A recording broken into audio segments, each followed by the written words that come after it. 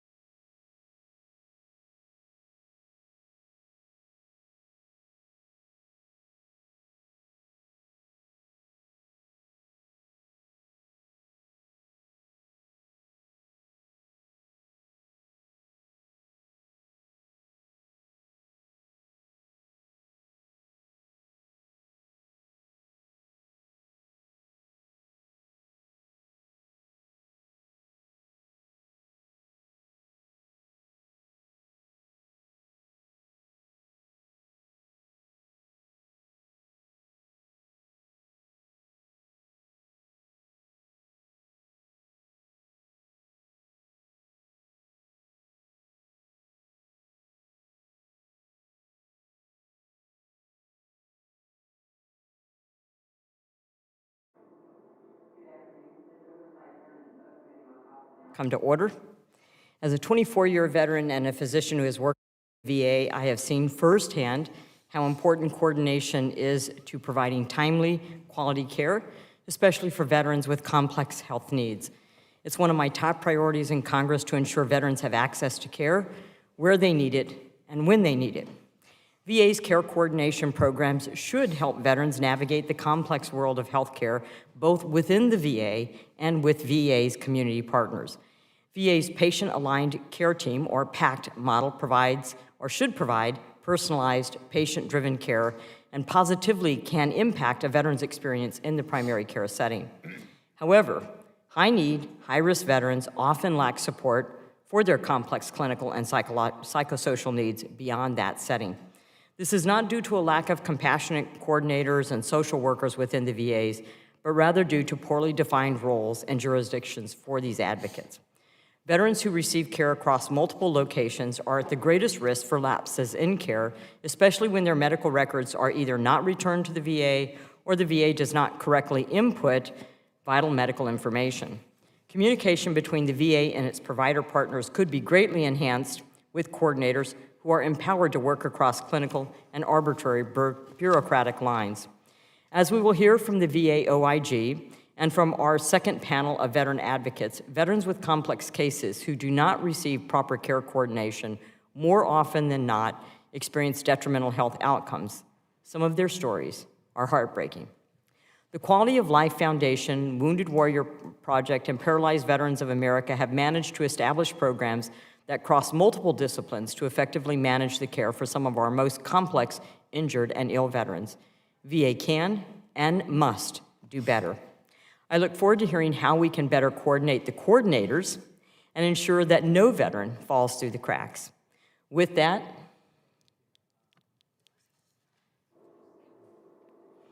I yield to the ranking member.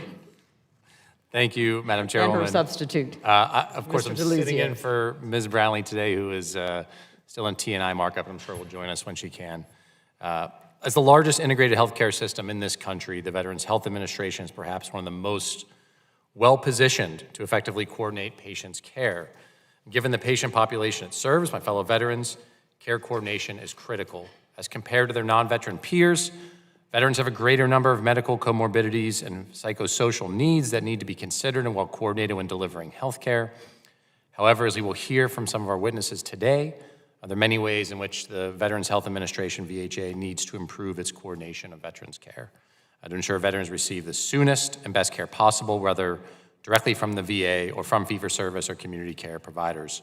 As defined by the Federal Agency for Healthcare Research and Quality, care coordination entails deliberately organizing patient care activities and sharing information among all of the participants concerned with the patient's care to achieve safer and more effective care.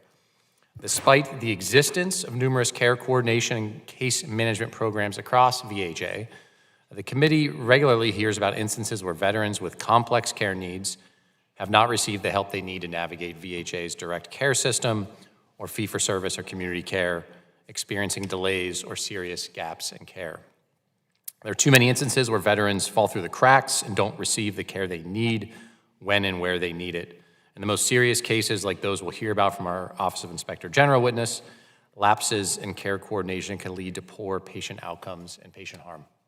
I hope today's hearing will help us examine ways VHA can address some of the root causes of care coordination breakdowns. At the outset, I see at least 3 areas to be addressed. First, care coordination programs within VHA tend to be fragmented or siloed within certain program offices or clinical service lines. They generally target specific categories of patients, diagnoses, or clinical specialties, leading veterans to be passed off from one care coordinator to another. This heightens the risk of care coordination breakdowns as veterans transition from one coordinator or one setting of care to another, accomplishing the exact opposite of the goals these programs are intended to meet. Second, information technology limitations also present barriers to care coordination. We're still years away from having integrated electronic health record at VA and DoD. Meanwhile, VA's legacy system makes it such that veterans traveling to or relocating from one VA facility to another have to be registered at their new facility before providers at that facility can access their VA electronic medical record. VA's ability to electronically access and receive medical records from from non-VA community providers is still very limited. This means that VA staff often have to request paper copies of medical records from non-VA providers, leading to delays and gaps in information from fee-for-service or community care encounters. Third and lastly, a lack of strong oversight across VA medical facilities and gaps in existing policies lead to inconsistent patient care experiences for veterans. Some care coordination programs are only available at VA medical facilities that have chosen to offer them, and even in care coordination programs that all facilities are required to offer, caseloads and patients' experiences can vary considerably. So certainly much for us to examine today and many opportunities for VHA to improve. I'd add that with the ongoing implementation of the PACT Act, thousands of veterans with complex cancers and respiratory illnesses will be entering the VA healthcare system in the coming years. It's therefore an opportune time for this committee and VHA to consider ways to strengthen care coordination frameworks and ensure VHA will be prepared to serve this cohort of veterans and their caregivers. Madam Chair, thank you again for organizing this hearing. I look forward to it, and I yield back.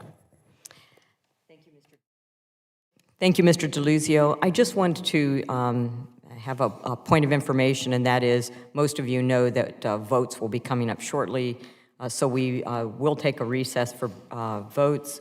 But at this time, I'd like to introduce the witnesses today, and I'd like to thank you for joining us. Joining us from the Department of Veterans Affairs is Mr. Christopher Saslow, who is the Assistant Undersecretary for Patient Care Services and the Chief Nursing Officer. Accompanying Dr. Saslow today is Dr. Sachin Yendi, the Chief Medical Officer in the Office of Integrated Care, and if I mispronounce anybody's name, I do apologize. Ms. Jennifer Strawn, the Executive Director, Office of Nursing Services and Deputy Chief Nursing Officer, and Ms. Jill DeBoard, Executive Director of Care Management and Social Work Services. We also have Dr. Julie Kroviak, the Principal Deputy Assistant Inspector General of Healthcare Inspections in the Office of the Inspector General. Dr. Saslow, you are now recognized for 5 minutes to deliver your opening statement. Thank you. Good morning, Chairwoman, or good afternoon, Chairwoman Miller-Meeks and ranking members and distinguished members of the subcommittee. Thank you for the opportunity today to discuss VHA's various care coordination programs within VA, community providers, and emergency services. Accompanying me today, as mentioned, is Dr. Sachin Yendi, Chief Medical Officer for the Office of Integrated Veterans Care, Dr. Jennifer Strawn, Executive Director for the Office of Nursing Service and our Deputy Chief Nursing Officer, and Ms. Jill DeBoard, Executive Director for Care Management and Social Work Services. CCICM is a practical approach rather than a program with a framework that promotes care coordination stratification across the entire care continuum. It focuses on the complex and high to moderate veterans who have complex care coordination needs. Preliminary data illustrates that our CCICM model provides positive impacts to care outcomes and increasing veteran trust scores. To illustrate this, I'd like to share one of our many care coordination and integrated care management success stories. A veteran with multiple complex comorbidities has been utilizing community emergency rooms to address all of their medical needs. The veteran has found to have 16 ER visits in a 2-month period of time.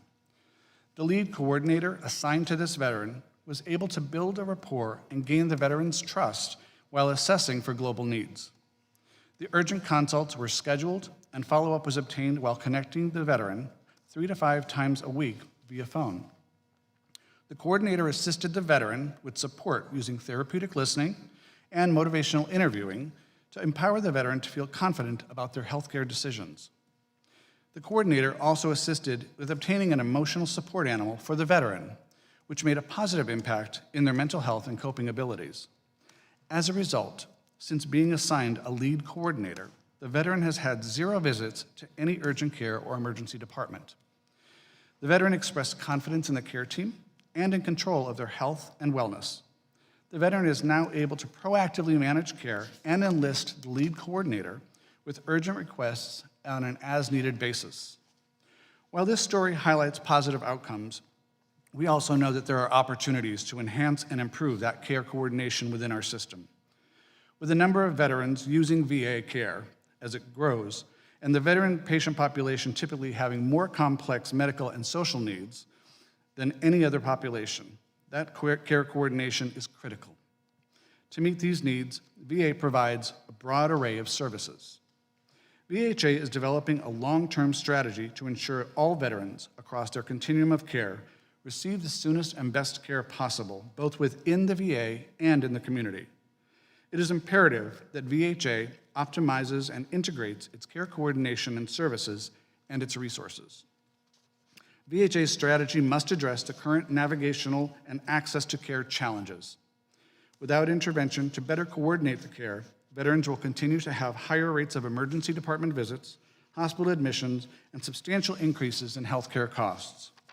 When fully implemented, the new coordinating care will benefit thousands of veterans and their qualified family members, increasing their access to care and improving health outcomes. Last year, VHA leadership assembled an interdisciplinary integrated project team, or IPT, bringing together the offices in patient care services, such as nursing service and care management and social work services, and our integrated veterans care team to address these challenges and serve as the team's resource and planning framework. This initiative aims to decrease navigational and fragmented care challenges through proactive identification of veterans with complex care coordination needs. The objective is to enhance and align resources to organizational needs to support stabilization of our workforce and drive innovation.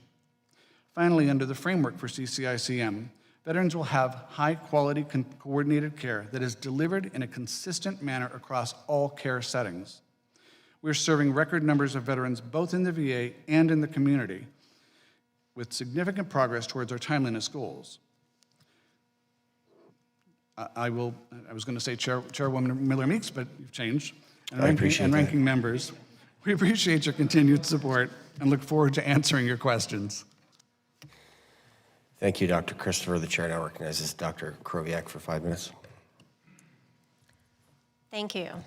I appreciate the opportunity to discuss the OIG's oversight of VHA care coordination. The OIG's Office of Healthcare Inspections reviews the quality and safety of healthcare provided across VHA, and our reviews frequently highlight challenges associated with coordinating veteran care across multiple service lines and a wide variety of healthcare settings. My written testimony highlights some of the many issues and breakdowns that providers and patients have faced in navigating the complexities of care coordination, from enrolling in VA to receiving care at the VA, and then receiving care in the community. Gaps in any of these steps of care transition compromise patient safety and fracture confidence in the system. Unfortunately, it is during these transitions of care that the most vulnerable patients face the greatest risks. Transitioning from DoD to VA can introduce new stressors to service members and their families, and the reintegration challenges can be magnified for a veteran with traumatic brain injury, PTSD, or substance use disorder. Gaps in care coordination for those members diagnosed with high-risk mental health or substance use issues can be fatal during this period.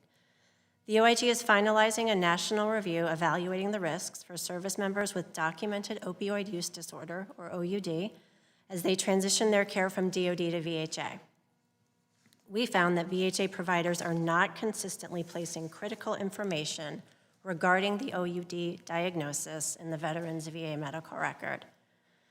Failure to identify and document a patient's known OUD history may decrease the likelihood of a patient receiving timely VA care and support.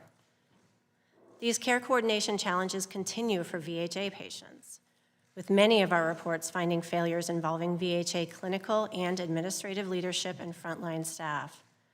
Our reports have substantiated unreasonable delays in responding to critically ill veterans needing emergent care, dangerous errors in discharge planning for high-risk veterans, and failures in coordinating end-of-life care for a terminally ill veteran transferring between levels of care within VA.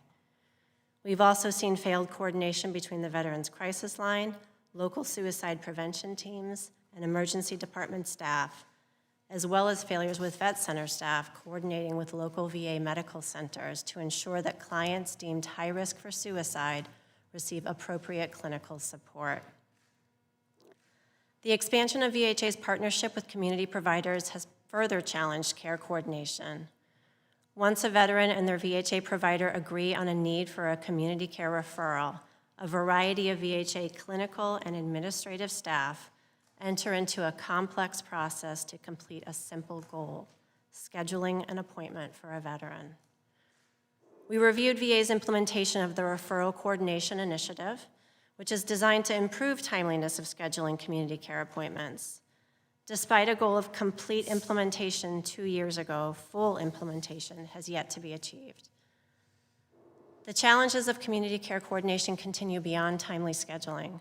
Our reports have highlighted deficiencies for veterans receiving care in the community, including delays in diagnosis and treatment, lack of or miscommunication between providers, and quality of care concerns.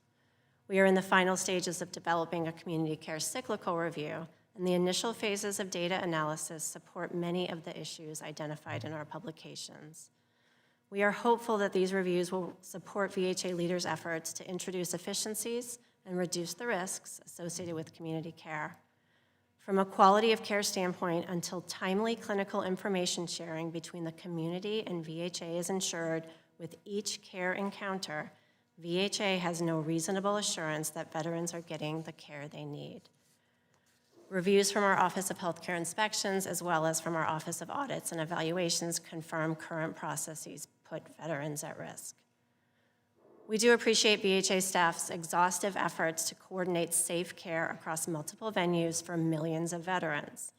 The complexity and scale of that work will only increase as more veterans engage with the community and VA healthcare services expand in response to the PACT Act. The OIG will continue to enhance and adapt our work to support VA leaders and frontline staff with meaningful and impactful oversight, with a shared goal of increasing efficiencies in processes and assuring high-quality care delivery. This concludes my statement. I'd be happy to answer any questions you may have. Thank you, Dr. Kroviak. I appreciate that. I now recognize myself for 5 minutes. So, Dr. Kroviak, I got to tell you, I read all your testimony. I reread the testimony from last time you were here, and I appreciate it greatly. And I found this particular set, or this testimony, was fascinating. It was terrifying. It was fascinating because it was like watching a slow-moving train wreck.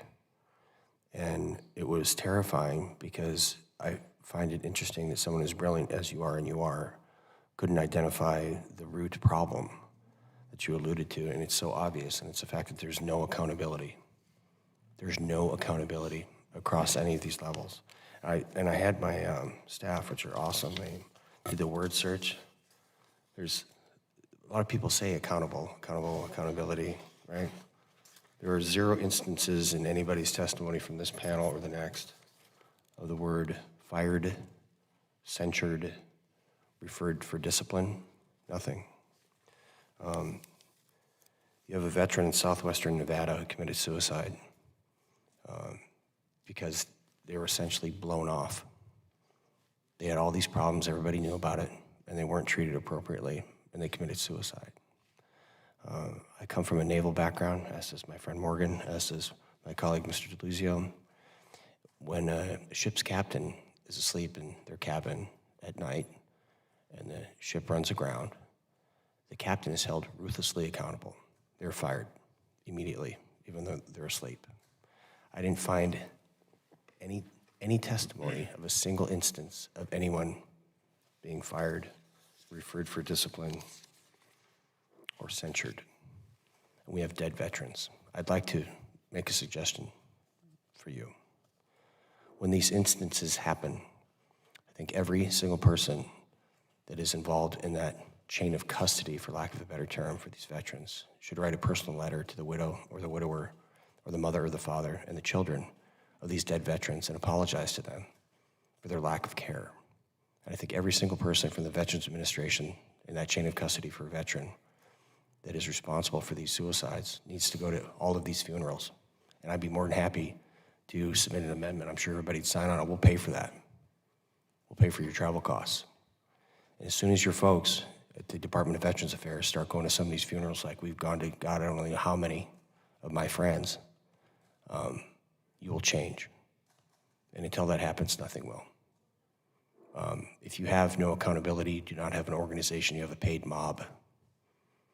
So can you, with a piece of paper and a pencil, could you possibly draw me a line and block chart of all of these various coordinators that currently exist and are being paid for by the American taxpayers that have been failing our veterans for decades.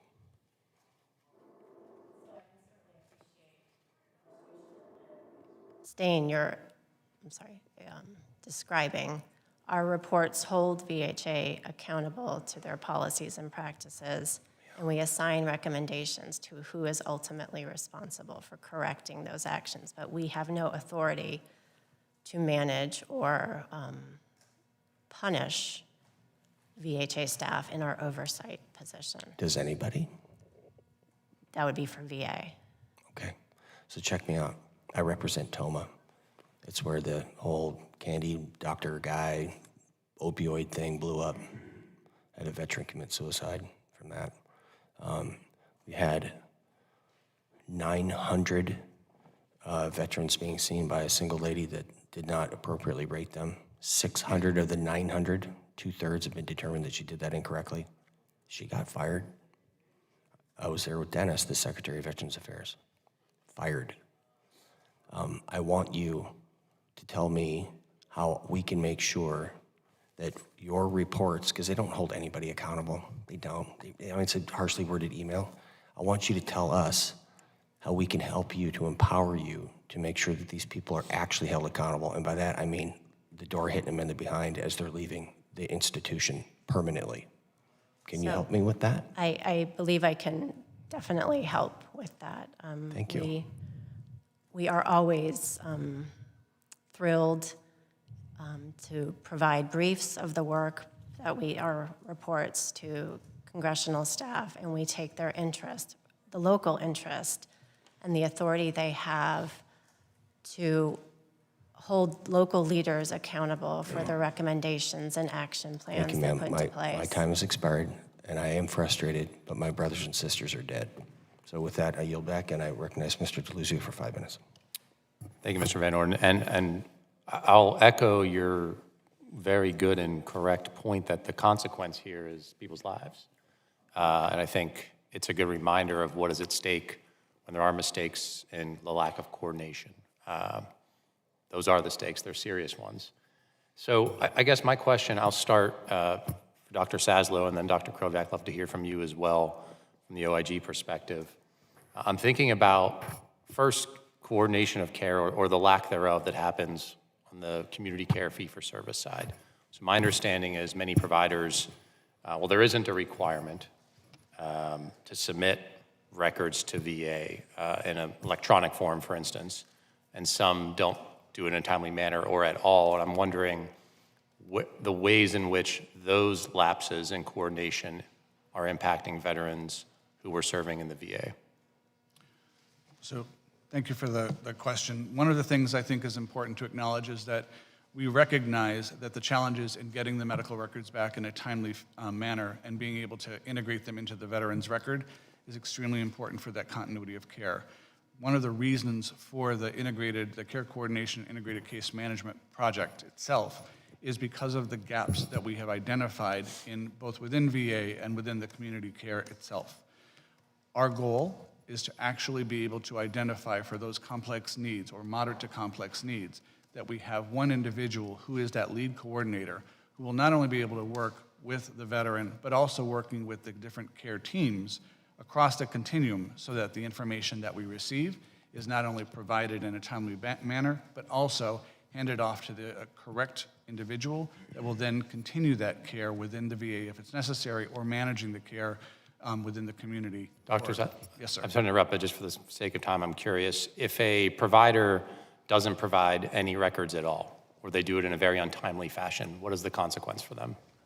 Dr. Andy? So I can take that question, Congressman. So previously, we used to link claims reimbursement for community care providers with receipt of medical records. That means we need to confirm that they have sent the medical records. As you rightly pointed out, the fax system is very challenging to work with. We had instances where the providers said that they had sent the records, we couldn't verify on the VA side, and we had delays with claims processing. And I believe we had several congressional inquiries asking why those claims processing were delayed. And in order to make sure that our veterans were getting timely access, we decided to waive it. But you ask a very important point, and we realize that there are challenges getting medical records back, and I totally understand that care coordination cannot be done without it. So we have 2 or 3 approaches we are pursuing. Number one, VA is one of the 5 federal agencies that participates in health information exchanges. That's a mechanism where we can get those records electronically. Those HIEs account for about 70+% of HIEs locally. And through those, we get those records, but they are not complete in most instances. Number 2, we have worked out processes with our TPA partners where if we feel that a provider is not providing records consistently, which is what you alluded to, we will work with our TPA partners to make sure that they send those records to us. And finally, as you said, really technology is a solution out here, trying to work through faxes, trying to make sure those faxes get into our medical records. It's a very laborious process, so we're really exploring some technology solutions out here, and we hope to brief you in the near future. Thank you. Dr. Kroviak, I want to give you the remainder of my time. My question is the same. One, how bad is this problem where providers outside the VA aren't turning in records at all or in a timely fashion? And is there any real consequence, and is the lack thereof hurting care for veterans? It is absolutely impacting care for veterans. It is not getting better from our work. I do believe technology is the solution, but I don't believe we're anywhere near making that solution a reality. Thank you. Mr. Van Orden, yield back. Thank you, Mr. DeLuzio. The chair now recognizes Mr. Luttrell for 5 minutes. Thank you, Mr. Chairman. Good morning, Ms. Kroviak. I got a quick, your 1-year anniversary in this position, correct? Last year?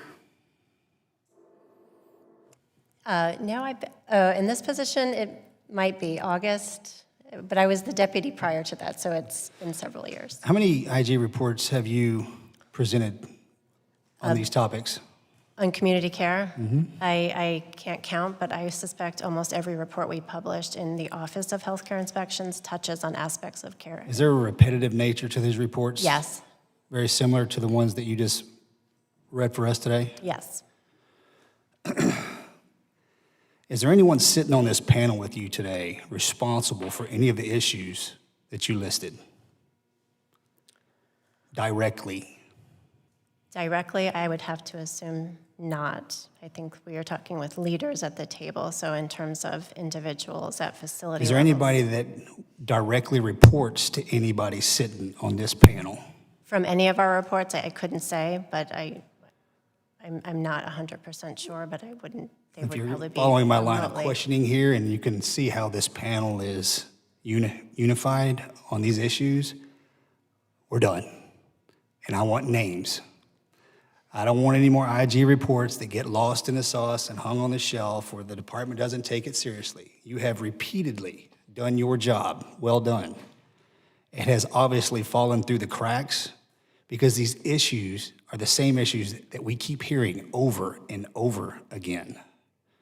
Mr. Saslow, do you have anything to respond, any response at all to the IG report and how we can course correct this ship that is continually sinking? Yes, I believe, as I started earlier, the entire integrated project team that we have put together really has looked at a number of those failures that does not ensure that the veterans' timely access to care or their care coordination is being addressed. And so I'll ask Dr. Strawn or Ms. DeBoer to address it a little bit further, but from an awareness standpoint, we have 2 different professions that really help to coordinate the care within VHA, our nursing partners as well as our social work partners. And so coming together and working with our integrated veterans care team, we've actually identified several different mechanisms that are going to help to minimize any of the fragmentation in care, and hopefully over the course of the rollout, to make sure that we don't have those veterans falling through the cracks. Making sure that we How long have you been in this position? I've been in my position as an assistant undersecretary since October. I've been with the VA for 27 years. 27 years. So you're familiar with these issues? Yes, sir, I am. What are we doing wrong? That's are- rhetorical. How do we fix the problem? We are looking at being able to do exactly. No more looking. We're done looking. So I apologize for the verb, or we are in the process of addressing that through the CC and ICM framework, which will allow us to help make sure that that complex care that our veterans are sometimes losing is going to be addressed by lead coordinators, by making sure that the teams are actually effectively engaged so that it's not just you're going to go to the mental health clinic or you're going to go for your orthopedic clinic. How do we have that continuity of care to make sure that one person helps to mitigate many of those issues? And I'll ask Dr. Strawn or Mr. Board to go ahead and add to that.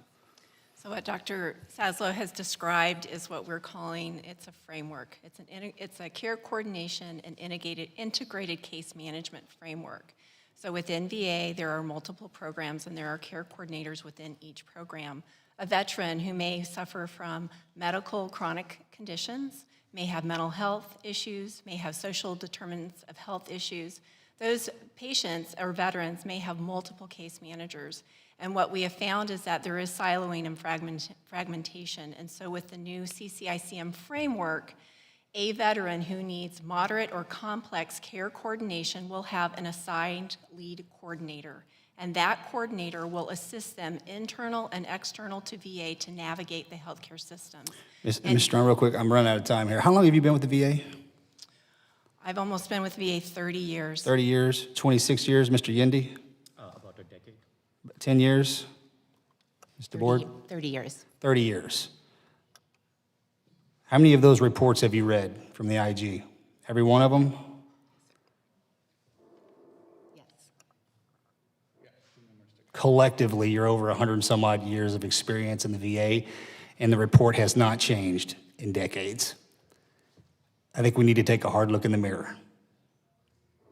And I hate to be brash, but as a veteran, I'm being brutally honest. Understand? Ms. Kroviak, will you get me those names? I want everybody that's responsible for this IG, the reporting officer, whether it's the secretary or whomever. Enough's enough. Deal? Thank you. Mr. Chairman, I yield. Thank you, Mr. Luttrell. I'd just like to sum something up. You guys, the four of you have over 100 years of experience in the Veterans Administration, and nothing's going to change until one of you get fired. I now yield to Ms. Budzinski for 5 minutes. Thank you, Mr. Chairman, and thank you to the witnesses. In Dr. Kroviak's testimony, she mentioned the VA OIG encouraged VHA leaders to broadly disseminate findings from the OIG's oversight publications to all facilities, to alert them of the potential risks, and to promote processes that would prevent or correct similar deficiencies at other facilities. So my question is really for any of the witnesses right now. To what extent is the VHA doing this now? And there are many lessons to be learned just from the reports of the OIG findings reported. I'm just curious, any reaction to that? So are you asking, Representative, of how often we disseminate the information across the workforce? So when it has to do with something that's in my area, care management and social work, and the programs that I have oversight for, we review the OIG reports. We work with those facilities that are managing those chiefs and execs, because we take this incredibly seriously. In my 30 years, I've done care coordination across the spectrum. We can do this better, and we really believe we can. The Integrated Case Management Program, the Care Coordination and Integrated Case Management Program, which we are just starting to work on as a framework with IVC, we really do believe that we have some immature data that suggests that this will have an impact on veterans' trust, on some of the things that impact their health. So but it is new. You know, we began this process in December. We are going to be deploying this to 12 sites across the country no later than September. They've been selected, and we really believe that we can start to see the needle move. We take our own responsibility incredibly seriously. And could I just follow up with Dr. Kroviak? Would you want to add anything in addition? So it is challenging, and I appreciate the frustration that hundreds of reports are published. But the reality is when we go into sites, though we find dedicated skilled staff, we do have repeat findings on site specific to individual facilities, and certainly we can go on site to one facility and find similar findings at others. So I don't have as much confidence that these reports are being disseminated or studied as a true risk assessment tool that we would hope for. Mm-hmm. Okay. Okay, I have a question for Dr. Saslow. The OIG also shared their assessment of VA Video Connect, VVC. VVC is a crucial tool for older veterans, those with mobility issues, and vets living in rural areas like the district I represent. The OIG found that VHA was not able to support the increased demand for VVC despite having created emergency preparation plans for disaster scenarios plans created prior to the pandemic. Dr. Saslow, I think we can all agree no one anticipated, obviously, a pandemic like the one that we just experienced, and VHA was doing their best to care for our veterans. Now that the pandemic is over, what improvements has VHA made to the VVC program, and is there a plan in place for future emergencies? Thank you for the question. One of the things that I think is really relevant is the fact that VVC, as it rolled out, was something that we did as a reflex to the pandemic, whereby it was already established earlier on, just not to the degree. What we learned as a result of the project itself, or the program, is that we have a lot of opportunity to improve and also increase the way that we expand it. We partner with our Office of Rural Health, which is looking at different modalities in which we can expand that connection piece to our most vulnerable patients.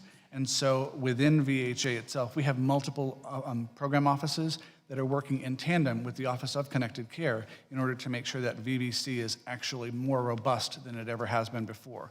We're also using our opportunities with integrated veterans care so that those veterans that need the care consistently and are at risk for not being able to do it in person have a consistent process that we use in order to engage them. Dr. Yandy, I don't know if you wanted to add anything else to that. Yeah, and I think just a follow-up question, in rural communities in particular, when you're looking at coordination and unique challenges that they face, could you speak a little bit more to like what those are and how you're working through those challenges? So one of the things that is probably the most challenging at times is bandwidth, in making sure that our veterans who may have the opportunity to have a connected device, which we have the opportunity to provide for, doesn't always necessarily have the necessary bandwidth in their area in order to make those connection pieces the most stable or consistent. And so our Office of Connected Care is working with a lot of the different community providers, Verizon, T-Mobile, et cetera, to try to find ways that we can enhance and expand that bandwidth itself. That's definitely one of the biggest challenges I think we've seen in our successful expansion of the VVC program. Okay, thank you. And I think I'm out of time. I'll yield back, Chairwoman. Thank you, Ms. Budinsky. The chair now recognizes Representative Matawagan. Thank you, Chairwoman Miller-Meeks and Ranking Member Budzinski for holding this hearing today. And thank you to the witnesses as well for your testimony. Dr. Saslow, in your testimony, you discussed VA's efforts to simplify veteran referrals to community care via the Referral Coordination Initiative, or RCI. This initiative has been in the works since before the pandemic. Yet VA OIG states in their testimony that no VA facility has fully implemented RCI. They also state that there are no clear staffing models or mechanisms in place to evaluate whether staff are meeting goals. Community care is VA care. What is VA doing to ensure that veterans do have the access and care coordination they deserve? I think this is kind of following a little bit along Eli Crane's questioning. So thank you for the question. I'm going to defer to Dr. Yindi because I think the Integrated Veterans Care Program really can touch on some of the opportunities that we're addressing. Thank you for that question, Congresswoman. A couple of questions there. I'll try to answer all of them. So number one, you're right. RCI was an initiative started to help veterans understand their options for direct care and community care. And at sites where it has been implemented, we have seen reduction in access times. But you're absolutely right. We need to do a better job in terms of implementing RCI across the enterprise and making sure that we give some guidance in terms of staffing. Number two, you asked a question about how we are trying to improve care coordination for community care. So we started a community care program, PC3 and Choice were present prior to it, but we really started our community care program in 2018 through community care networks. Since then, we have seen a huge increase in utilization of community care. When we implemented policies, we have very clear guidance to the field that there would be care coordinators in our community care offices. These care coordinators look at the request for community care. They do a risk stratification, which is standard care coordination process. Consider a veteran who needs to go and see an orthopedic surgeon. Let's say the veteran does not have transportation. It is the role of the community care RN, care coordinator, to help the veteran make sure that there is transportation in place so that they can get to their appointment. So that is an expectation from that office. But as OIG and several of you have pointed out, our care coordinators are currently siloed. We have care coordinators on the direct care side, as well as we have care coordinators on the community care side. And so what we are trying to do with the CCICM framework, and as part of this IPT we started last fall, is really trying to bring all the care coordinators together, identify who would be the lead, and help the veteran. Now, in a given scenario where the veteran is going out to the community, let's say they're trying to get orthopedic care, the best person to coordinate that care could be the community care coordinator, but in some cases it might be the PAC clinic care coordinator. So we are trying to work out those processes as to who could serve as the care coordinator for those complex veterans and can help with that care coordination process. Thank you. Dr. Saslow, in your testimony, you note the importance of a strong care coordination between VA and community providers. However, we often hear from veterans that are either wrongfully denied community care or their community care referral is delayed. In your opinion, what can be done to streamline community care referrals? How do care coordinators fit into this process anyway? Thank you for the question. I think it's important to recognize that the framework that we're talking about is not building a whole new set of case management or care coordination. What it is doing is trying to identify how best to serve that veteran's needs. And if those needs happen to be for community care referral, identifying, as Dr. Yendi said, the individual who has the most effective ability to ensure the veteran's care would be the person that is identified as that lead coordinator. In turn, that lead coordinator then works with either the community partners directly or with the hospitals if the patient is going into the hospital for the orthopedic surgery, coming back what those needs might be for the patient in order to be able to go home safely and effectively in order to get the kind of care that they need. So that lead coordinator is really going to be the piece that we're hoping will help to reduce the silos that we have had in place related to the different areas where care coordination and case management already occur. Having a lead coordinator will help us to be sure that we've got one person who is identified and within the patient's record who is easily recognized for helping to coordinate that care. Thank you, Chairwoman Miller-Meeks. I yield back. Thank you, Representative Radewagen. It sounds as if we have too many care coordinators and not enough care coordination. So I'm just going to ask that question of both Dr. Yendi and Mr. Saslow. Does the VA have too many siloed care coordinators? Maybe that's the appropriate question. So I think the fair answer to that is we don't have enough individuals working for care coordination or case management. What we have is a lack of someone being identified to be able to coordinate the multiple layers that oftentimes go with a veteran's complex care. So we have many of our veterans, as you're aware, have multitudes or have numerous care issues, whether it be behavioral health, medical, psychosocial, and so having one person identified as that lead will help to break down those silos, working with those care coordinators or those case managers within the other arena so that the care is now identified as a responsible process and that we can have communication that is going to be a lot more effective. Dr. Yendi? Dr. Yendi? Yeah, and if I may give an example, you rightly pointed out we have silos. But let's take a veteran. I think one of the panelists are going to describe a veteran who had PTSD, who had issues with cancer care, which was going out into the community, and had other issues that they had to address. Care coordination is a fairly sort of sophisticated function. People need to have an understanding in terms of care coordination in that particular area. So imagine that veteran who needs care coordination for their mental health and needs care coordination when they go out in the community. Both these skills won't be available in that same one individual. So we need to have care coordinators in these individual areas within VHA. But what you have rightly pointed out is, assuming that these care coordinators are providing the support to the veteran, how does all this get coordinated? And that's exactly what we're trying to do with CCICM. And also please understand that care coordination is not a static function. A veteran on a given day might need help with oncology care, and the oncology navigator or care coordinator may have to step in and guide the veteran. But 3 months from now, the mental health issues may become more predominant, at which point the mental health coordinator who has the necessary expertise in that area needs to step in. So we really are trying to design a system that can accommodate the veterans' dynamic needs, rather than saying there is one person who is always going to coordinate all of your care throughout your lifetime. That's really what we are trying to achieve here. You know, our witnesses on the second panel recommend that the VA establish essentially a coordinator for the coordination either at the facility or the VISN level. And maybe what's required is that there is one coordinator assigned to the veteran instead of a facility coordinator who then coordinates only a specific medical entity or a specific problem.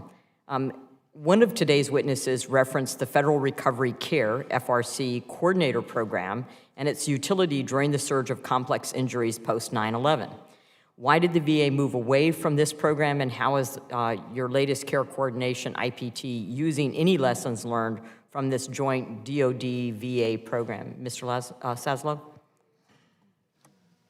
So I'm going to ask Mr. Board to go ahead and take that. Yes, ma'am. So what I would say, Representative, is that as far as the FRCs, they were really very critical right in the wake of the OEF, OIF, OND conflict. So we were really intensively elevating, everything that was happening on for care coordination very high and just hitting it hot. I would say today, what we are doing with CCICM, which I'm talking with our Quality of Life Foundation and Wounded Warrior Project colleagues, is that we have an opportunity to take CCICM, this lead coordinator, and elevate that person's authority, their knowledge base of all systems, so that that person really can do a similar job as what they did in the FRCs. So I think what we're hoping to do, and again, it's new, we recognize that we're in the infancy, but as we continue to roll this out, that the training allows these people an elevated status, that they know multiple systems, they speak multiple different languages, DOD, community care, VA, and are able to help the veterans navigate those systems and feel the authority to elevate things when things are not getting through that need to happen. Program that was working, it's not the status that is required. It is that the coordination is given. And with that, I'm going to thank our witnesses on the behalf of the subcommittee for their testimony, for presenting to us today. You're now excused. The second panel, we will resume with the second panel after we go vote. So we'll resume after votes.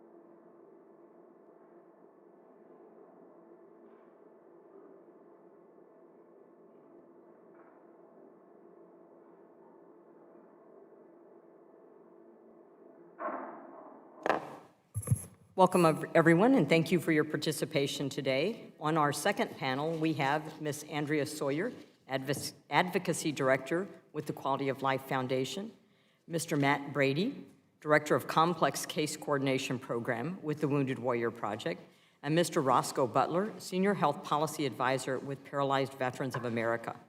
Ms. Sawyer, you are now recognized for 5 minutes to deliver your opening statement.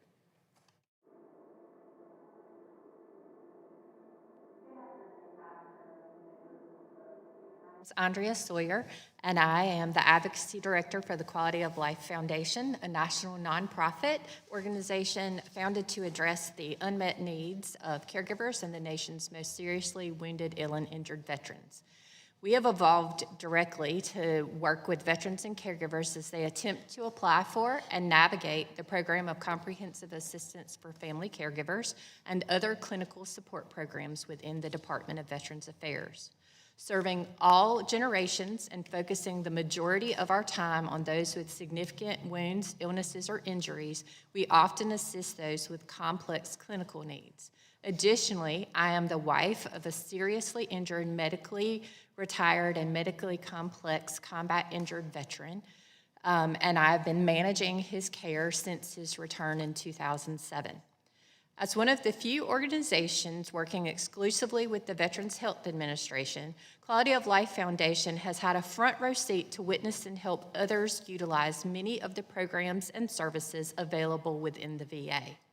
While we do not provide clinical recommendations of any kind, our role is to ensure that veterans and caregivers are prepared for the PCAFC process, assist in the drafting of clinical appeals to ensure the VA is following its own regulations and directives, and we assist veterans and caregivers in navigating other programs and supports available to them within and outside of the VHA, specifically the Veterans Health Administration.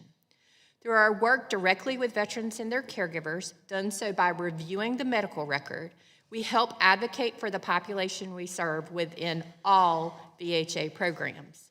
Many of the cases that come to us have a lack of whole health coordination and management. Many have some basic care coordination, better known as a primary care treatment plan. Some have care managers who resolve simple issues or referrals through low-level intervention. However, many of our veterans have multiple complex care needs and no one to create a case coordination and case management plan. VA is severely lacking in case management services. Case management is a time-intensive level of care management that looks at a veteran holistically to document and manage all the veteran's conditions and any social environmental issues that develop as a result of the care needs of the veteran. As such, Quality of Life Foundation makes the following recommendations. Number one, create a cadre of specially trained case managers similar to the Federal Recovery Care Coordination Program as envisioned by the Dole-Shalala Commission, who can manage the most complex cases by developing comprehensive treatment plans for each need that a veteran has. These case managers should have a VISN-level lead. Second, ease the process of obtaining a case manager. Per our written testimony, it is hard to ask for one what one does not know about. Third, review the current community care network and outside provider records integration process. Fourth, review the actual caseloads of different care and case management and social work teams across the VA and ensure that different roles are being filled as individual jobs and not as collateral duties. Fifth, establish a pathway to advocacy for outside organizations to officially assist veterans and caregivers within VHA so that all veteran service organizations and nonprofit organizations are able to effectively advocate within VHA. In conclusion, Quality of Life Foundation believes VA needs to simply realign their resources and bring back older, more robust models of case management for those most severely impacted veterans. These program models have existed in the past, but then case management was siloed and veterans suffered. The original veteran case management plans, not current vet-centric plans, should allow the veterans' treatment goals to be the focus of the plan. Allowing VSOs and nonprofit organizations to advocate for care that exists within the system would also help veterans and facilities focus on the needs of veterans. Veterans would get more timely, appropriate care with the help of a holistic, full-time case manager with authority to cut through VA red tape. Veterans with lesser care needs would then have access to lower-level care managers available to them. Overall, VA would save money if veterans are able to get timely, appropriate care that is managed across the spectrum of the medical community, and veterans would have better health outcomes and quality of life. Thank you for your time, and I look forward to answering any questions you may have, especially about the Federal Recovery Care Coordination Program. Thank you. Thank you, Ms. Sawyer. Mr. Brady, you are now recognized for 5 minutes to deliver your opening statement. Thank you, Chairwoman Miller Meeks, Ranking Member, and distinguished members of the Health Subcommittee for this opportunity to speak about care coordination at the VA. As you know, effective care coordination not only produces better outcomes, but gives the veteran confidence in their system of health. To frame the issue of today's hearing from Wounded Warrior Project's perspective, our goal is to help warriors receive the appropriate care in a timely manner in the setting they want. We provide care coordination as part of 3 programs. The first is our Complex Case Coordination Program, which helps veterans with complex cases that are multifaceted and need urgent action to address mental and physical health care needs, utilizing high-quality VA or community-based services. The second is our Independence Program, which helps veterans with moderate to severe brain injury, paralysis, and neurological conditions live more independently with a better quality of life. The final is Warrior Care Network, which aims to reduce gaps and inefficiencies in mental health care delivery through innovation and collaboration. Based on these programs, we have a number of recommendations for Congress to consider, all of which are outlined in our written statement. Today, I want to point out 3 specific bills and discuss some targeted ideas that may inspire future bills for the subcommittee. The first bill is H.R. 3520, the Veteran Care Improvement Act, specifically Section 2, which would codify an access to care standard for the VA's mental health RRTPs. If somebody today decides to turn their life around, ask for help with substance or mental health care, why would we allow them to wait 30 days to get that care? If this was your family member, you would not find this acceptable. We can do better. I know we can do better. Also, additionally, we can do a better job communicating of records between the VA and the community residential care facilities, address follow-on care and medication needs. The second bill that I'll highlight is H.R. 452. Elizabeth Dole Home Care Act. A key provision would instruct the VA to provide informal geriatric and extended care program assessment tools to give options to the eligible veteran and caregiver, letting them decide which programs are appropriate for them. And if a caregiver is denied or discharged from the caregiver program, the VA needs to help find and enroll them in other VA-provided home-based care and support. Lastly, I'll note our support for S. 1792, the CARE Act. Section 3 has the potential to transform how organizations like ours advocate for veterans and their family members in navigating VHA programs and services. Our organization has been delivering this kind of help for thousands of veterans, and we know the life-changing impact that an advocate can have when people need help.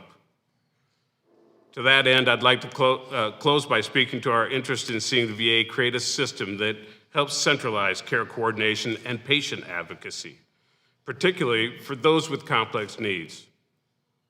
There are several pilot programs across the VHA that are currently exploring how we can improve integrated case management. But the fact is, Veterans need consistent, coordinated care now. We understand the VA, like many organizations, continue to experience staff shortages in critical areas. We appreciate everyone who chooses to work to make veterans' lives better. Our recommendation can be instituted rather quickly. Designate a lead social worker, your best social worker. You know who they are. At each VA medical center, have them serve as the lead for advocates to address critical coordination issues. Serve as the organization's subject matter expert. And most importantly, having the authority to cross service lines and facilitate immediate assistance. Care coordination is only part of the solution. We must also empower veterans and advocates with the knowledge about the access to care standards and their options in care. Help them actively participate in their care by providing them with information, resources, and education, allowing the veteran to make informed decisions, effectively communicate their needs, and take ownership of their health. Thank you again for the opportunity to testify. I look forward to your questions. Thank you, Mr. Brady. Mr. Butler, you are now recognized for 5 minutes to deliver your opening statement. Chairwoman Miller Meeks, Ranking Member Brownlee, and members of the Subcommittee, Paralyzed Veterans of America, would like to thank you for the opportunity to submit our views on VA's efforts to coordinate veterans' care. Veterans with complex healthcare conditions like spinal cord injuries or disorders receive care from various healthcare professionals to include primary care physicians, a wide range of specialists, visiting nurses, and caregivers, many of whom are family members. This care is provided through a number of service points. It may be provided at one of VA's 25 SCID centers, through VA's 6 long-term care centers, or at other VA facilities. Care may also be provided through community care providers in state veterans or community nursing homes or in veterans' residence. This often poses a difficult challenge to the many dedicated professionals who are working tirelessly to ensure that the delivery of high-quality acute and long-term care is administered by the right providers in order to achieve optimum care outcomes for veterans. However, when coordinating care outside of the department, VA's ability to coordinate care drops dramatically because most civilian facilities and agencies are not knowledgeable or equipped or properly staffed to handle SCID patients' acute and long-term care needs. PVA is concerned about VA's current lack of long-term care beds, which is severely impairing its ability to coordinate care for veterans with SCIDs. More than half of the veterans on VA's SCI registry are over the age of 65, and the number of veterans needing this level of care is increasing rapidly. Nationwide, there are very few long-term care facilities capable of approximately serving veterans with SCID, and only one of VA's 6 specialized long-term care facilities lies west of the Mississippi River. Today, VA care coordinators spend a tremendous amount of their time attempting to locate providers, facilities, or agencies in the private sector to meet SCID veterans' long-term care needs. To be clear, these were scarce prior to COVID, and VA SCID care coordinators tell us they are getting scarcer. Nursing home and home health agencies often pursue contacts with VA, but don't maintain them long enough once they find they lack the necessary training to perform the critical tasks like bowel and bladder care that some veterans with SCID need. Facilities lacking proper staffing, are often unwilling to procure additional personnel for SCID veterans whose greater care needs consume a larger than anticipated share of their existing workforce time. Even if they are willing to hire additional personnel, nationwide provider and nursing shortages will often preclude them from finding the personnel that they need. These starts and stops are frustrating to veterans and those who coordinate their care.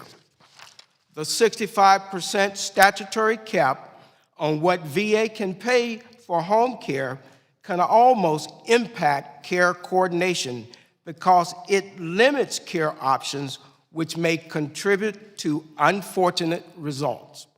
In light of the limited access to VA facility long-term care and the desire of many veterans with SCID to receive non-institutional long-term care, VA must expand access to home and community-based services to meet the growing demand for long-term care services and supports. Facility-based long-term care services are expensive, with institutional care exceeding costs of HCBS. Studies have shown that expanding HCBS entails a short-term increase in spending, followed by a slower rate of institutional spending and overall long-term care cost containment. Reduction in costs can be achieved by transitioning and diverting veterans from nursing home care to HCBS if they prefer it, and the care provided meets their needs. Passage of H.R. 542, the Elizabeth Dole Home and Community-Based Services for Veterans and Caregiver Act, would address many of these barriers to care, and I cannot stress enough how important it is for Congress to pass this important legislation sooner rather than later. PVA appreciates the subcommittee interest in this critical area, and I would be happy to answer any questions you may have. Thank you, Mr. Butler. I'll defer my questions until the end so that other members can address the panel, and I now recognize Ranking Member Brownlee for any questions she may have. Thank you, Madam Chair. And I'm sorry that I was not able to be here for the panel one discussion, but I did read the testimony, and this question really is for any of you. But we heard today from the VA and their testimony about they're rolling out a new care coordination framework and management system to have one point of contact within a patient's primary care team to help ensure veterans' needs are met. So based on what you heard today, and this is, are you confused as I am? And I'm curious to know if you've heard of this program before today, because for me, it was the first time I had ever, I read the testimony, but it was the first time I became aware that this was underway. And do any of you think that this is going to solve the problem?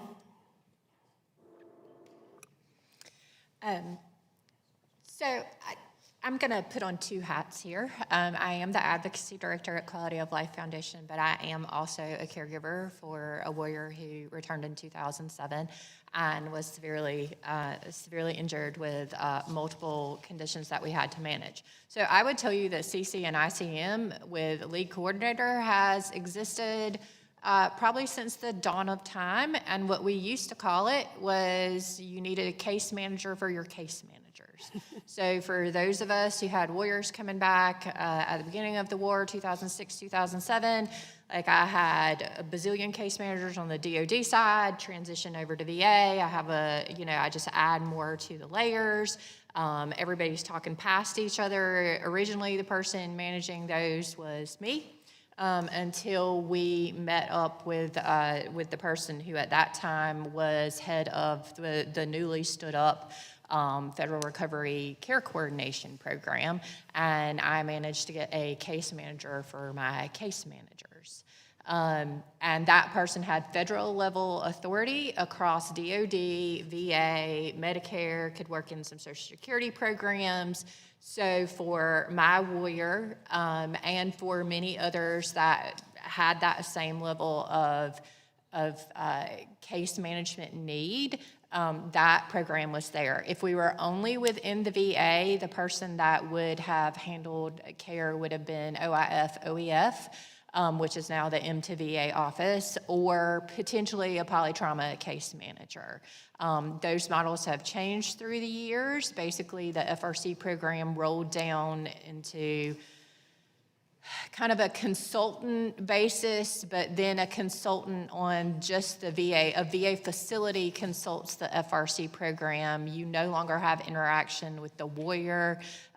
You can refer, as organizations, we can refer people to the program. They look through the record, and then they can contact the facility to engage the facility, or the facility, if they have a difficult case, can engage the program. But basically, if you don't know they exist, and there are, I believe, only 10, I think, within the VA now, where there used to be, I think, a robust program of 75 or more across the country, and that number may be a little elevated. But they just don't exist like they did anymore, and there's certainly not that level of case management at any facility. Do I know that CC and ICM is rolling out again? Yes. Do I think it's something we had before? Yes. Was it adequate? No. That's why Joel Shalala stood up the FRC program. And when I was listening to that and to the VA testify, and they said that, you know, we came in hot and heavy and we kind of triaged folks and took care of them. What I'd like to say to the VA as the caregiver of one of those warriors is, just because you changed your model of case management didn't mean that my veteran didn't have the same needs. And so basically they took away not in our case, because I felt like the devil to keep him, to keep our FRC, but in a lot of cases, they just took away these case managers and left caregivers to navigate the system on our own. And as a caregiver, while I'm good at that, that's not my intended role. It's to provide that daily support and supervision. It's not to medically case manage them. I had to go to VACO and fight very hard to get a coordinated treatment care plan that still exists today for my warrior. And in a lot of cases for advocacy, I'm so sorry, in advocacy, that is what I advocate some of our most seriously injured cases or impacted cases do for their warriors also. And we talk about how we get it done, you know, how to get it done. Well, thank you for that, and your warrior was very lucky to have you, and I yield back. Thank you, Ranking Member Brownlee. I now recognize Representative Van Orden for any questions he may have. Thank you, Madam Chairwoman. Ms. Sawyer, I read your testimony, is gut-wrenching. I want to know that veteran in Arkansas. Yes, sir. Who's their congressperson? I can't tell you who their congressperson is on the House You side. do me a I'm favor? so sorry. I will find that. We work with Senator Bozeman a Okay, lot. please do, and I'd like to speak to him or her personally about Yes. this, and I want to make sure that this issue is resolved. And in that spirit, I'd like the name of every single person that veteran has come in contact with, because I will be holding them directly accountable. Well, I appreciate that. And Okay. I will say your staff has been involved in that case with me since 2016. And the staff on this committee has been wonderful to work with. They are awesome. Yes, they are. Okay. In the break, I didn't just vote, I had my crack graphics team develop something to help the Veterans Administration figure some stuff out. This is that's a wheel. It's been invented a long time ago. I'll give this to you if you'd like. You can take it home, put it on your desk. You're reinventing the wheel. And the ranking member, boom, spot on. You've got institutional knowledge of the Veterans Affairs Committee. And if she doesn't know that it's going on, and our chairwoman, nobody does. So, Sergeant Major, Command Sergeant Major, I apologize. You put in here that There are a lot of veterans in this population who remain confused by the number and types of VA services, employees, roles, their delivery and eligibility criteria. Okay? You wrote that. I got, I don't know, 300-400 Facebook messages and emails and phone calls. I know that Congresswoman Kiggins did also, because the Veterans Administration was capable of pumping out some ludicrously political garbage on their website, terrifying our veterans. Everybody knew about that. It was a lie. The Veterans Administration lied for political purposes to our veterans, terrified them, and that went out like on a coconut wire, dude. But our veterans don't know the services that are available to them, and that is shameful. And we are waiting for a public apology from the Department of Veterans Affairs and waiting for them to use their public affairs officers to get out the word, the truth, to tell people the services that are available, because they are available. The Veterans Administration, they work so hard. I'm incredibly proud of our VA. I get all of my health care through the VA. I'm a 100% service-connected disabled veteran, and I go to TOMA, and I'm proud of them. I was just there last week. I told them I'm proud of them. So, Ms. Sawyer, I'm gonna have to disagree with part of your testimony here, and this is why. You're good. The establishment of a cadre of specially trained case managers, no. The Veterans Affairs Committee has not done what the Command Sergeant Major would call troop to task. They got plenty of people sitting around, and they are working, and they are qualified, and they're dedicated. But they need to do troop to task, Command Sergeant Major. They need to be able to draw a line and block chart where I can put my finger on it and say, this person is directly responsible for this veteran's care. And if that veteran winds up committing suicide, that person, not a system of a series of things, the system isn't responsible. An individual is responsible. That's what you guys need to do. And I'll be frank with you. The only thing missing from the word salad testimony that you guys gave today was a bucket of ranch dressing, and it's unacceptable. Use 50,000 words to say nothing. And we're not taking this anymore. I will not allow our veterans to be disabused or ignored or commit suicide because a bunch of bureaucrats can't get their act together. So, Ms. Sawyer, you're doing God's work. Band Sergeant Major, you are too. Mr. Butler, you have my undying support. So thank you very much for what you're doing, and with that, I yield back. Thank you, Representative Van Orden. I now recognize Representative Kiggins for any questions she may have for 5 minutes. Thank you very much, Madam Chair. I don't necessarily have any questions, just a couple comments to piggyback off of Mr. Van Orden's remarks. And, I was geriatric primary care nurse practitioner, so for me and having to coordinate care with the Veteran Administration on a civilian side, I know we're doing some good work with community care and really trying to incorporate them, but half the battle, maybe it's in charting. I know we're working through some of the charting systems with the VA. I hope that's a step in the right direction, but having patients that receive just VA healthcare, I would almost throw up my hands. And getting the charts, the diagnosis, the med list from the VA was next to impossible. We would just kind of write it off if you got care at the VA, and the caregiver it would be their responsibility to try to communicate with the civilian provider what happened to the VA and vice versa. So we can do so much better. I know Mr. Van Orden hit on the fact that, when we had that little political stunt about Republicans taking away veteran benefits, which again, fabricated lie, but I too received multiple hundreds, like he said, of comments and emails saying, why are you taking away my health care? So the VA has the capability to get that word out to veterans. So use it in a constructive, good manner, not for political games, which we hate. And I know why I ran for office, to not do those things and to advocate for our veterans, for our military men and women. So we need to prioritize, and I know that so many of us on this committee today are willing to work to do that, especially those of us who are veterans, who are healthcare providers. I think we understand that language. So we're going to work together to make sure the word gets to our veterans. I'm having to hold an event in my district to inform veterans what resources are out there. I'm having to put that event together. The VA should be doing these types of things and educating. I know as a primary care provider, it was so hard for me to understand what resources were available to veterans, to caregivers and their families. And it shouldn't be that hard, but I don't know, the VA should be educating providers, primary care providers especially, but we can do so much better. So we're going to work together and get that job done for you all, but thank you for your advocacy and work as well. And I yield back.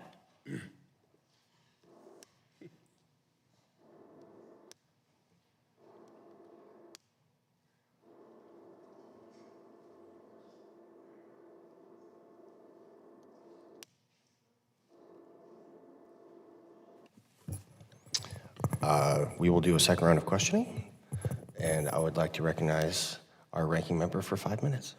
Thank you, Mr. Chair. I appreciate it very much. So, Ms. Sawyer, going back to your conversation on my first question. Sure. So you're recommending, a case management, social work lead operation. It sounds more like going back to the good old days where it was working better, correct? Yes, ma'am. More or less. So you're suggesting that the point that this should happen at the VISN level.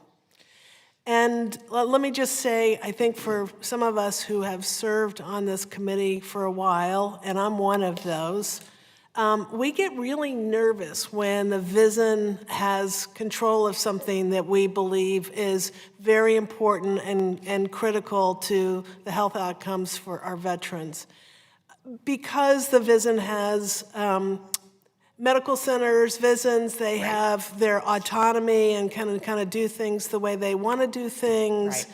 Right. And I get very frustrated because we've got a gazillion people with coordinator titles out there, but some of them have, a tenth of an FTE or whatever. So tell me why that's where you want to start. So I actually want to start in the facility levels, okay? And that's a little bit of I think in the oral statements it gets a little lost. I want to start at the local facility levels.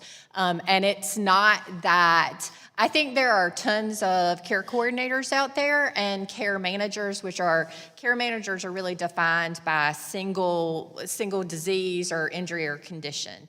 I want at the local level some of those folks, instead of being siloed in their care management roles, to be trained for full holistic case management of the veteran. But right now, at the VISN level, there is no person for a case manager to go to. So I'd like that there's like the VACO level, and the should exist at the facility level but doesn't, and there's no layer in between. There's no authority of that case manager to do anything. And that would be the reason to add a level at an intermediate level at the VISN to give that case manager some authority. But also going back to another part of that plan. When we talked about those federal individual recovery plans, that is what an FRC put together. It was a veteran-led plan where the veteran said what he wanted his care management goals to be. Currently, VA leads a vet-centric model where the veteran is at the center, and the VA tells the veteran what they're going to give them. We want it to be the other way around. And the third thing we'd like to do is for VA to have some more centralized authority as far as case management is concerned. Right now, what we see is standardized authority throughout the VA, which allows every single medical facility and every single VISN, as you said, to kind of look at what the standard is and then apply it as they see fit. And so there's no, as we said again and again, accountability, because everybody can say, oh, well, it was standardized. It's not centralized authority. It's just standardized. It's a suggestion that I just have to fulfill.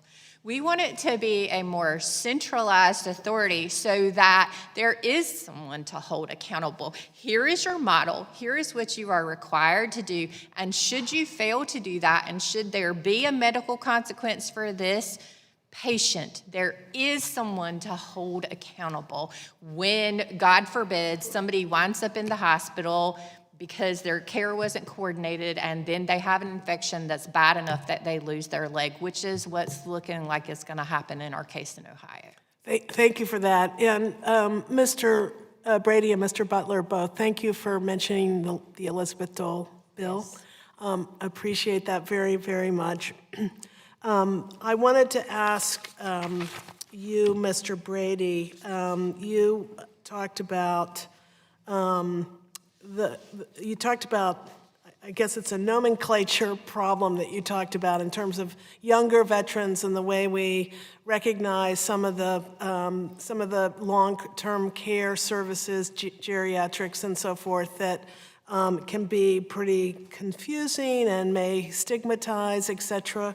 Do you have some suggestions around destigmatizing and improving outreach efforts for younger veterans who may need the long-term care services?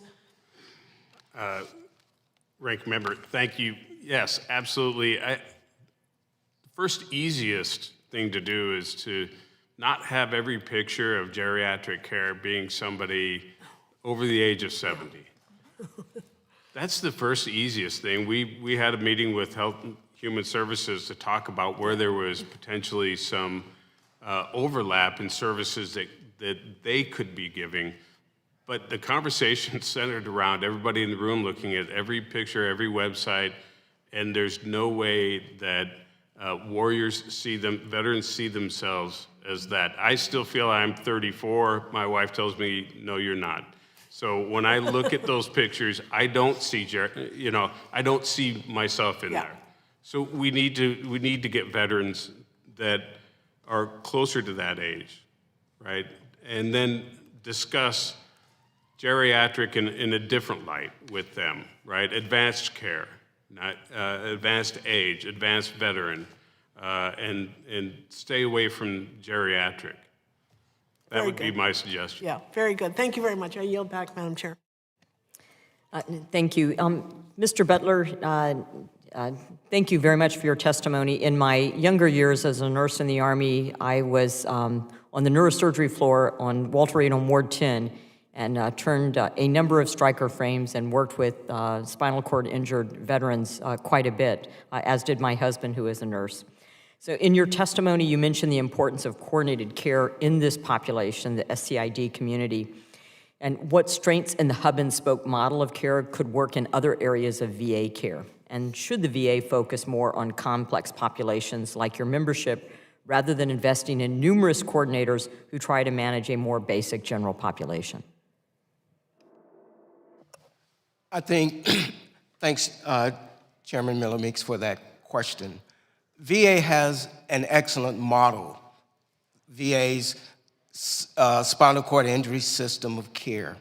So one thing that they could do is examine that model, and why is that model so superior to the coordination of care throughout the SCID program in comparison to care outside of that system.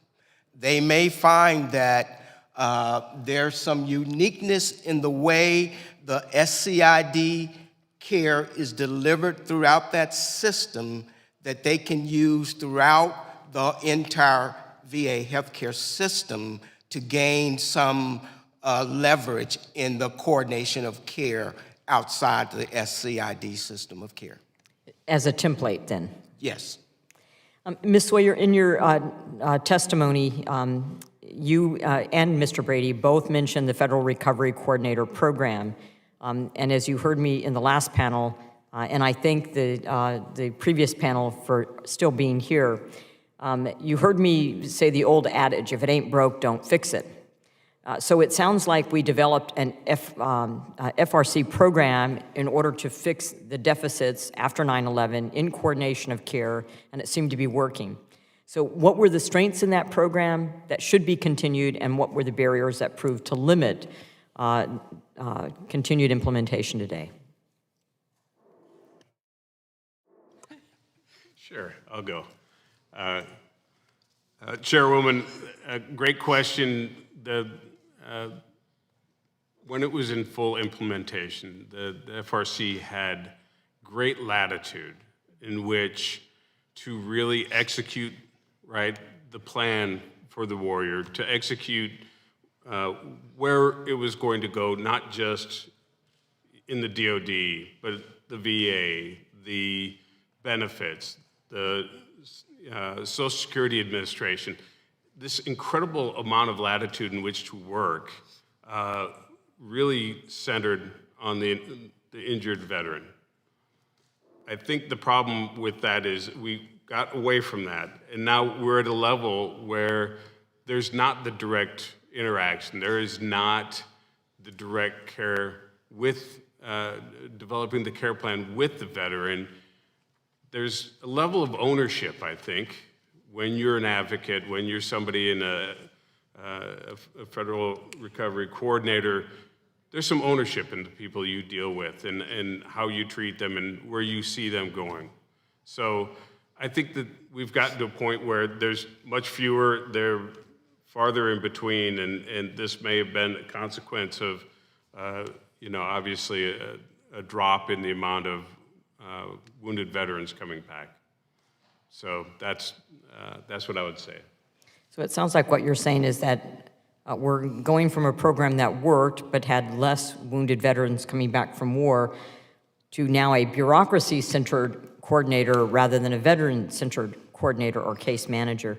Ms. Sawyer, you talk about seeing veterans with care managers who typically manage one clinic or one specific disease program, which is what I mentioned earlier. That seems to align with what the committee sees as multiple layers of coordinators, advocates, and champions that have little overlap in function and limited ability to extend past their respective silos. And I know I'm running out of time, but what does the VA need to do to truly provide care coordination with veterans with complex needs? And then in writing, if the three of you could submit to the committee, are there any organizations outside of the VA, any health systems that you think do case management and care coordination especially well? If you could refer that to us. So I will be glad to do that. There are several that are out there. One of the things I wanted to respond to with that and with your question, we do see these very siloed case managers.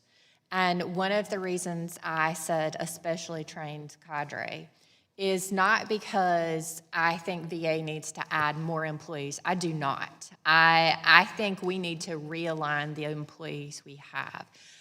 I do agree with the VA when they stated that care managers are very single-focused and siloed, but what you need is a person who is trained to be able to look at all of those clinical needs together. And it is simply just so when I said a specially trained cadre, I simply mean that you take some of those people who are individually siloed and train them to be an across-the-board case manager to look at all of these individual care plans that each specialist puts in place, see where they overlap, see where they are contraindicated, and be able to weave those things out, give your family a single point of contact, and be accountable to see that each one of these plans and needs that the warrior has can do that, they can be accountable for that and for helping manage that. But I also think it's important that that person be responsible for portraying to the VA what the veteran wants. And I feel like in this system, a lot of times, as a caregiver with a veteran and with the cases that I work also, is that I have the VA telling me a lot of the times what we are going to do, and it doesn't fit in with what we want to do, and that's not something in the civilian medical model that we deal with. Thank you. I know all of you would want to answer that question. I've already gone over my time. Ranking Member Brownlee, would you like to make any closing remarks? Thank you, Madam Chair. I will just say that I think this is a really, really important discussion, and we haven't even touched upon some other care coordinators in the VA. For example, for women veterans, all of their, if they become pregnant, all of their health care needs are outside of the VA.